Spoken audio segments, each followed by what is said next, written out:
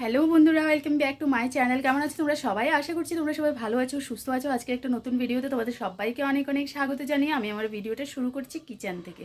বন্ধুরা, আজকে আরেকটা রেসিপি ভিডিও নিয়ে হাজির হয়ে যাচ্ছি তোমাদের সামনে। তো চলো আজকে কি রেসিপি শেয়ার করছি সেটা দেখতে হলে আমার ভিডিওতে আমার সাথে থাকতে হবে আর সাথে থেকে পুরো ভিডিওটা ওয়াচ করতে হবে। তো চলো ঝটপট আমি দেখিয়ে দিচ্ছি আজকে কি রেসিপি ভিডিও শেয়ার করছি। তো বন্ধুরা, আজকে রেসিপিটা করার জন্য এখানে দেখো আমি আলু কেটে নিয়েছি আর একটু পেঁয়াজও নিয়েছি। তো আর এখানে হলো আজকে পায়রার মাংস রান্না হবে। এখানে দেখো মাংসটাকে সেকে একদম মানে কেটে পরিষ্কার করে রাখা হয়ে গেছে। পায়রার মাংস তো জানোই একটু সেকে টেকে নিতে হয়, তো এটা সেকে কাটা হয়ে গেছে। আর মাংস রান্নার জন্য এখানে দেখো আদা, রসুন, পেঁয়াজ এগুলো পেস্ট করে নিয়েছি। আর এই সাইডে দেখো আমি মাংসে দিয়ে দিচ্ছি গোটা পেঁয়াজ আর ডুমো ডুমো করে আলু কেটে রেখেছি একটু বড় করে। তো এই আলুটাও মাংসের মধ্যে দিয়ে দিচ্ছি। আর এখন এতে আমি মানে এক এক করে সব কিছু অ্যাড করব। পেস্ট করে রাখা মশলাটাও মাংসের মধ্যে দেখো দিয়ে দিচ্ছি। তারপরে আমি এতে অ্যাড করব হলো হলুদ গুঁড়ো। তো কালারের জন্য হলুদ গুঁড়োটা অ্যাড করলাম। আর এর আগে মাংসটা যখন সেকা হয়েছিল তখনও কিন্তু হলুদ মেখে তারপরেই পায়রার মাংসটাকে সেকা হয়েছিল। তো দেখো তারপর আমি দিয়ে দিলাম আমার পরিমাণ মতো লঙ্কা গুঁড়ো। তারপর আমি এতে দিয়ে দেব একটু কাশ্মীরি রেড চিলি পাউডার, যাতে মানে কালারটা যাতে সুন্দর আসে। তারপর এতে দেখো জিরের গুঁড়ো, ধনের গুঁড়ো একসাথে অ্যাড করে দিলাম। তো তারপরে আমি এতে একটু পরিমাণ মতো একটু সর্ষের তেল অ্যাড করে দিচ্ছি। আর পায়রার মাংসতে এমনিতেই মানে শেখার পর অনেকটা তেল বের হয়েছে, কিন্তু তারপরেও আরও একটু তেল অ্যাড করে দিলাম।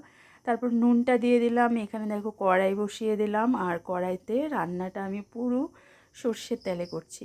তো দেখো এখানে আমি একটু পোড়নে শুকনো লঙ্কা দিয়ে দিলাম। আর তারপর এবার হলো গিয়ে মানে মাংসটাকে দেখো এদিকে আমি ম্যারিনেট করে রেখে দিয়েছি ভালো করে। তো এবার আমি মাংসটা দিয়ে দিচ্ছি। দেখো তেলটা ভালোই গরম হয়ে গিয়েছিলো। তো মাংসটা এবার পুরোই ঢেলে দিচ্ছি আর ঢেকে ঢেকে রান্নার প্রসেসটা আমি করব। যে কোনো রান্নাতে আমি মানে ঢেকে ঢেকে রান্না করাটাই আমার কাছে বেশি ভালো মনে হয় আর কি, আর টেস্টও মনে হয় অনেক গুণ বেড়ে যায়। তো দেখো এবার আমি এতে একটু তেজপাতা মানে একটা গোটা তেজপাতাকে দুটুকরো করে অ্যাড করে দিয়েছি। আর এবার হলো গিয়ে মাংসটাকে একটু ভালো করে নাড়িয়ে চাড়িয়ে মানে মিশিয়ে তারপর আমি মাংসটাকে ঢেকে দেব। তো দেখো আমার মাংস এদিকে বসে গেল।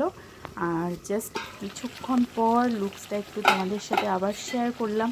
তো দেখো এরকম একটা কালার এসছে, তেলটা আস্তে আস্তে করে মানে আলাদা হয়ে যাচ্ছে মাংস থেকে। তো পায়রার মাংস কার কার ভালো লাগে কমেন্টে জানিও। আমাদের বাড়িতে কিন্তু প্রায় এই মাংসটা রান্না হয়। তো তার জন্য ভাবলাম চলো তোমাদের সাথে রেসিপিটাও একটু শেয়ার করে দিই। তো এবার আমি মাংসটাকে আবার ঢেকে দেবো। তারপর কিছুক্ষণ পর আবার দেখাচ্ছি এটার লুকসটা। তো এই যে দেখো এবার ফাইনাল লুকটা এরকম হলো। আর পায়রার মাংস একটু ঝোল ঝোল খেতে পছন্দ করে সবাই। তো এবার এটা আমি পরিমাণ মতো আমার মানে জলটাকে অ্যাড করে দেবো। দেখো যে বাটিতে মাংসটা আমি মেখেছিলাম তো সেই বাটিটা ধুয়ে আমি জলটা মাংসে অ্যাড করে দিচ্ছি।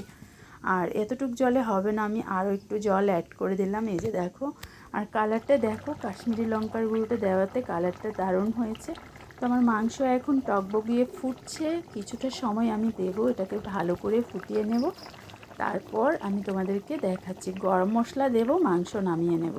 তো মাংসটা যখন ঠান্ডা হয়ে যাবে তখনের লুকটা নিয়ে আমি আবার হাজির হচ্ছি। তো দেখো কিছুক্ষণের মধ্যে জাস্ট আমি গরম মশলাটা দিয়ে দিচ্ছি। দেখো বন্ধুরা, আমার মাংস ফাইনালি রেডি হয়ে গেছে। আর লুকসটা দেখো, লাল লাল একদম পায়রার মাংসের ঝোল রেডি হয়ে গেছে। তো দারুণ একটা লুকস এসেছে এটাতে, আর টেস্টটাও কিন্তু দারুণ হয়েছে। তো বন্ধুরা, রেসিপিটা তোমাদের কেমন লাগলো অবশ্যই কমেন্টে জানিয়ে দিও। আর ভিডিও ভালো লাগলে লাইক কমেন্ট শেয়ার করে দিও। যারা ফার্স্ট টাইম আমার চ্যানেল ভিজিট করছো অবশ্যই চ্যানেলটাকে সাবস্ক্রাইব করে দিও। তো চলো আমি আজকের মতো বিদায় নিচ্ছি, আবার আরেকটা নতুন রেসিপি নিয়ে তোমাদের সামনে খুব তাড়াতাড়ি হাজির হব।